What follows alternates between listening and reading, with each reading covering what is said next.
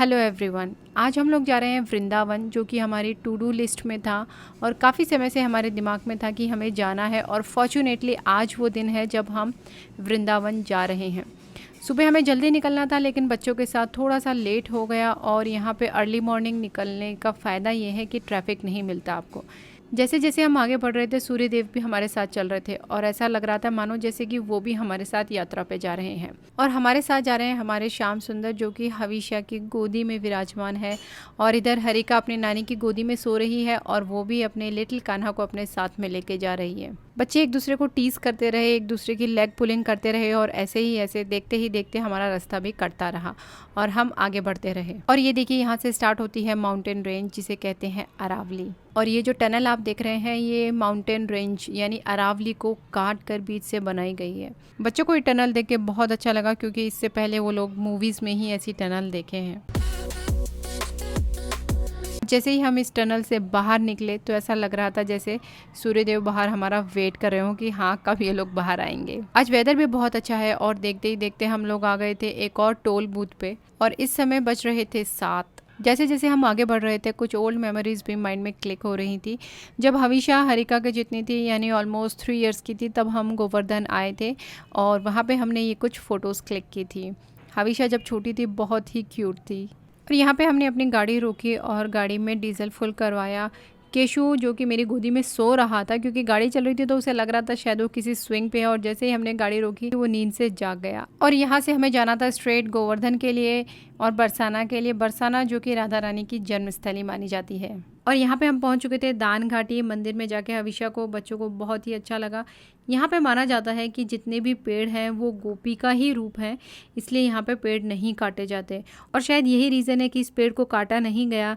जब ये मंदिर बना होगा, जब इस मंदिर को कंस्ट्रक्ट किया गया होगा, कितना सुंदर भाव है। हमने सोचा था कि हम गोवर्धन या गिरिराज जी की परिक्रमा करेंगे, लेकिन अनफॉर्चुनेटली हमें यहाँ पहुँचते पहुँचते 12 बज चुके थे और बहुत ज़्यादा धूप थी। तो हमने सोचा अब परिक्रमा नहीं होगी। और मेरे पापा गाड़ी ड्राइव करके इतना ज़्यादा थक चुके थे। हमने जो होटल बुक कराया था वो था वृंदावन में, हमें वहाँ पे चेक इन करना था। इसलिए हमने सोचा कि क्यों ना परिक्रमा रिक्शा से कर ली जाए और नेक्स्ट टाइम देखेंगे कि अगर हम पैदल कर पाएँ तो। और जैसे ही हमने यात्रा शुरू की, हविषा हरिका को गिरिराज जी के दर्शन नहीं हो रहे थे, क्योंकि गिरिराज जी इन पेड़ों के पीछे छुपे हुए थे। हम काफ़ी समय के बाद में वृंदावन आ पाए। हमेशा प्लान करते थे बट वो सक्सेस नहीं हो पाता था। फॉर्चुनेटली इस बार सक्सेस हुआ। और यहाँ पे आके जो फीलिंग, जो पॉजिटिविटी आप महसूस करते हो, उसे शायद शब्दों में नहीं बताया जा सकता। और ये है राधा कुंड। और यहाँ पर भी हम नहीं रुक पाए, लेकिन फिर भी हमने भैया से रिक्वेस्ट की तो उन्होंने बहुत ही कम देर के लिए, बहुत ही थोड़ी सी देर के लिए हमें उतरने दिया। और यहाँ पर हम पहुँच चुके हैं मानसी गंगा। यहाँ पे कुछ नल लगे हुए थे, जिसे भी स्नान आदि करना हो वो यहाँ पे आराम से स्नान कर सकता था।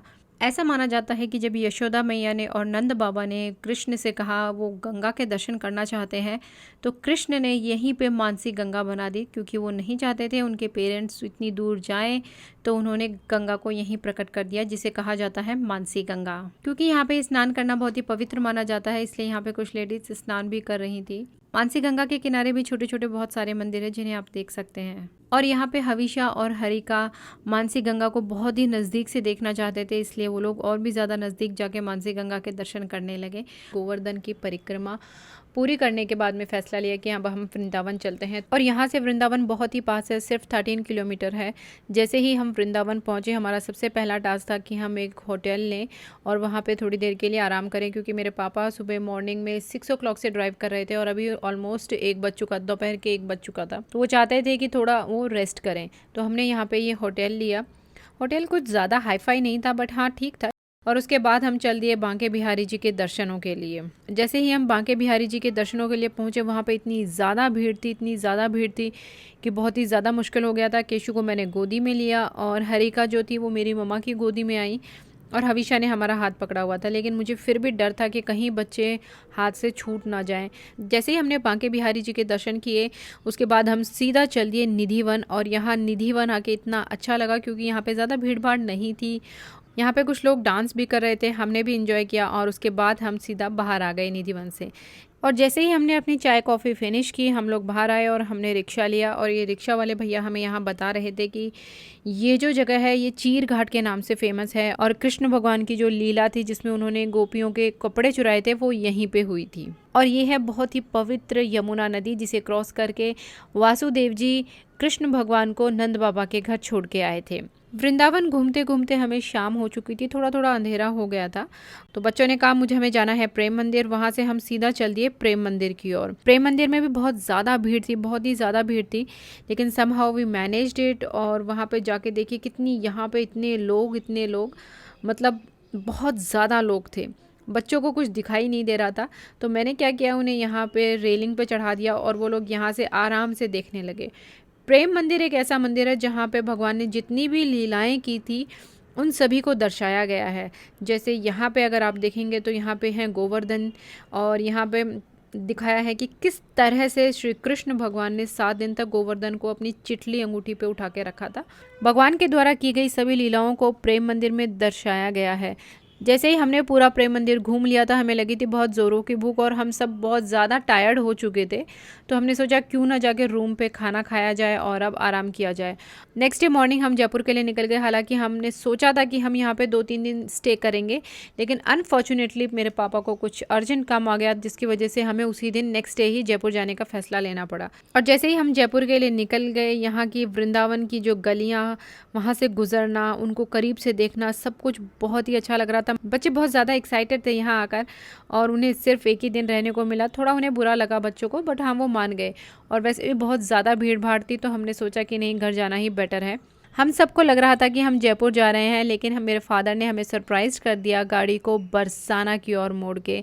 और जैसे ही हविशा ने बोर्ड पढ़ा, तीर्थस्थली बरसाना में आपका स्वागत है, हविशा बहुत ज़्यादा खुश हुई, बच्चे बहुत ज़्यादा खुश हो गए कि अब हम बरसाना जा रहे हैं, राधा रानी के दर्शन करने को मिलेंगे। राधा रानी का जो मंदिर है वो इस पहाड़ के ऊपर है, और यहाँ की जो चढ़ाई है वो बहुत ही ज़्यादा डेंजरस है।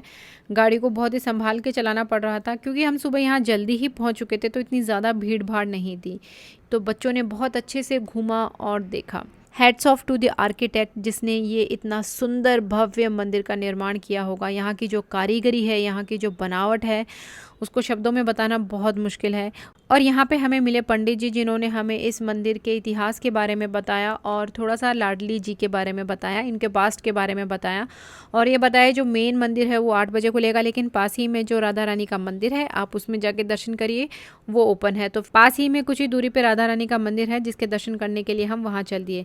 और यहाँ पहाड़ के ऊपर से बरसाना गांव पूरा दिख रहा था, जो कि बहुत ही अच्छा लग रहा था। और यहाँ पे हमारी मुलाकात हुई इस बच्चे से, जो कि सबके तिलक कर रहा था और राधा राधा लिख रहा था। बच्चों ने भी लिखवाया, बच्चे बहुत खुश थे, बहुत एक्साइटेड थे। उन्होंने कहा हमें भी राधा राधा लिखवाना है, तो उन्होंने भी राधा राधा लिखवाया और तिलक करवाया। ये देख के जान के थोड़ा सा दुख हुआ कि बच्चों को स्कूल में होना चाहिए, लेकिन रोज़गार यानी कुछ कमाने के लिए वो लोग यहाँ पे आ जाते हैं जल्दी ही और स्कूल मिस कर देते हैं। So sad. यहाँ नीचे गाँव में ही रहते हो, बरसाना गाँव में? तो सुबह सुबह आ जाते हो जल्दी? कितनी बजे आ जाते हो?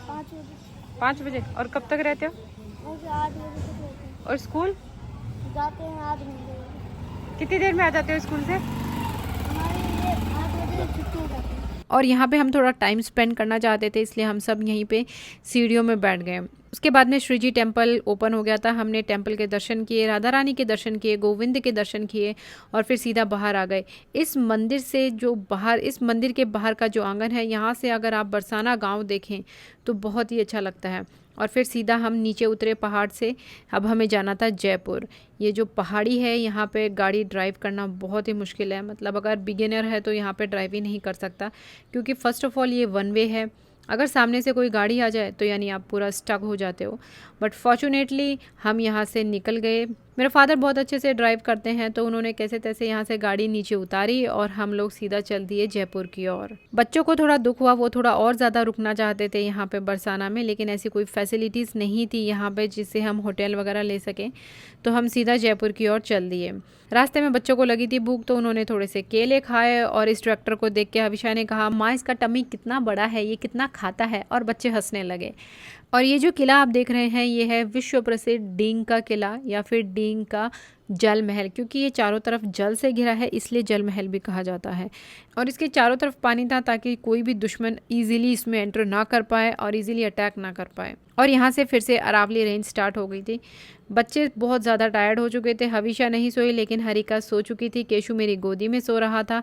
जयपुर की ओर आते समय हमने यहाँ पे थोड़ी देर गाड़ी रोकी क्योंकि यहाँ के जो मंदिर थे वो बहुत ही सुंदर थे। मुझे लगा शायद एक मंदिर मैं भी ले लूँ, लेकिन मैं नहीं ले पाई क्योंकि मुझे डर था कि मैं यहाँ से मंदिर बेंगलोर लेके कैसे जाऊँगी। तो सिर्फ हमने घूमा, देखा और मैंने लिए नहीं, हालांकि मेरा मन तो बहुत था। और यहाँ पे मेरे फादर टायर्ड हो चुके थे, इसलिए यहाँ पर स्टीयरिंग व्हील संभाला मैंने। केशु ने मुझे ज़्यादा दूर तक ड्राइव नहीं करने दिया क्योंकि वो बार बार मेरी गोदी में आ रहा था। जयपुर की बिल्डिंग्स का फसाड और कलर देख के आप समझ ही गए होंगे कि यहाँ से जयपुर सिटी स्टार्ट हो जाती है। जयपुर में अभी भी कहीं कहीं घोड़ा गाड़ी देखने को मिलती है। जयपुर पहुँचने के बाद हमारा सबसे पहला टास्क था कि हमें सारे कपड़े वॉश करने थे जो हम लेके गए थे, और यहाँ पे हविशा ने बैग से सारे कपड़े निकाले धोने के लिए। Thank you so much for watching this video.